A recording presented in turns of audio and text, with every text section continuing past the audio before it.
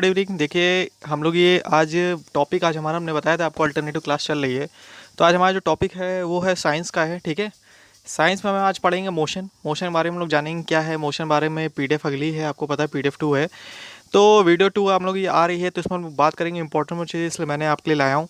बहुत इंपॉर्टेंट चीज़ इसमें ग्राफ है। जो ग्राफ डीआरडीओ में ऐसा ग्राफ मैंने देखा था, वहाँ पूछा गया था वैसा जो ग्राफ होता है डीआरडीओ पूछा जाता है कि ये ग्राफ कौन सा है, कौन सी गति के लिए, ये आपको पता होना चाहिए और सारी चीज़ आपको पता होनी चाहिए। तो मोशन में सभी लोग वीडियो को पहली बार तो लाइक करिए और वीडियो को देखिए, ठीक है, और सब्सक्राइब जो करिए। और पेड ग्रुप जिसको ज्वाइन करना है बिल्कुल पेड ग्रुप ज्वाइन कर सकता है, उसके लिए मैं लास्ट में आपको बता दूंगा। तो में आते हैं,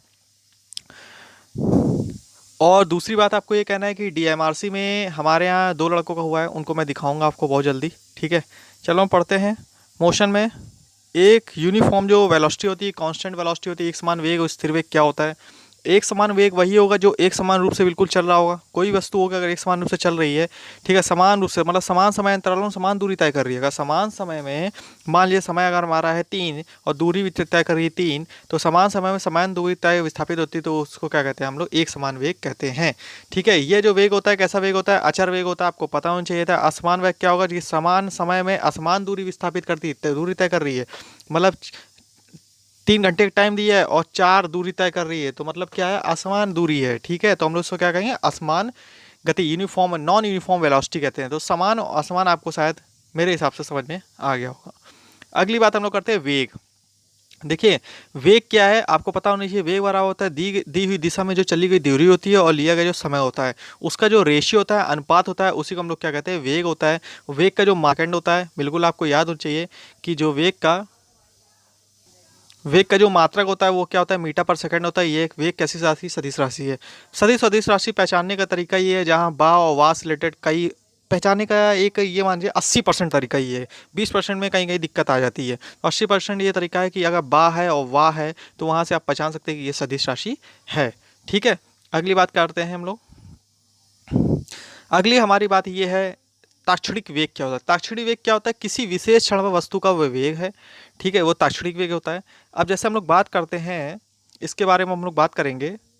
ताक्षणिक वेग में सापेक्ष रिलेटिव वेलोसिटी वो होती है, सापेक्ष वेग या अपेक्षिक वेग, एक वस्तु का दूसरी वस्तु के सापेक्ष समय परिवर्तन की दर को दर्शाता है। ठीक है, यदि 2 वस्तुएं वह वेगों से एक ही दिशा में चल रही हैं तो सापेक्ष वेग क्या होगा, अगर एक ही दिशा में चले सापेक्ष वेग होता है माइनस।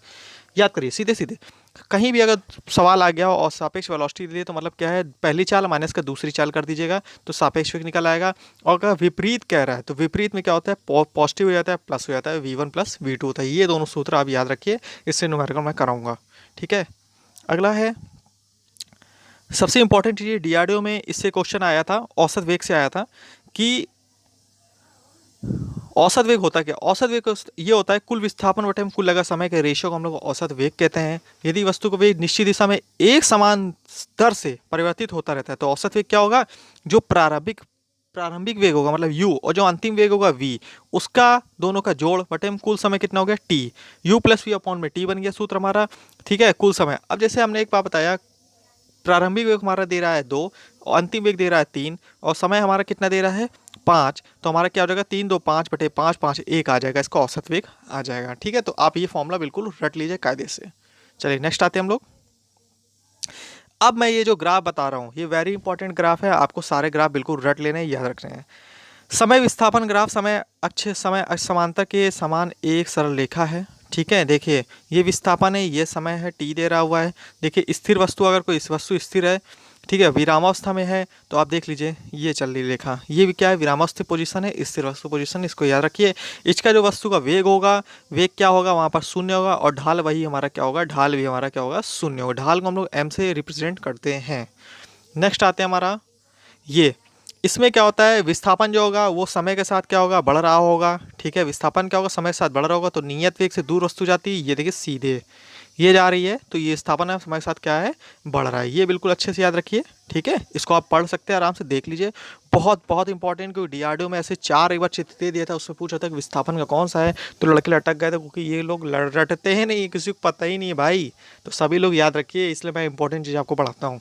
नेक्स्ट आते हैं, अगला हमारा है, यदि समय विस्थापन ग्राफ नीचे की उतरती हुई तिरछी रेखा, ऐसे रेखा के नीचे रुपए, इससे निष्कर्ष ये निकलेगा कि समय बढ़ने के साथ विस्थापन घट रहा है। ये पूछ लेता है पेपर में, देखिए पेपर में यहाँ से पूछता है, इंपॉर्टेंट ये याद रखना है आपको कि ये चित्र दे दिया, 4 चित्र कहेगा समय बढ़ने के साथ विस्थापन घट रहा है, इसमें कौन सा चित्र है, तो आपको ये चित्र याद रखना है। अगर समय बढ़ रहा है और विस्थापन हमारा घट रहा है तो हमारा ऐसा चित्र होगा विस्थापन घटते समय। ठीक है, नेक्स्ट आते हैं हम लोग।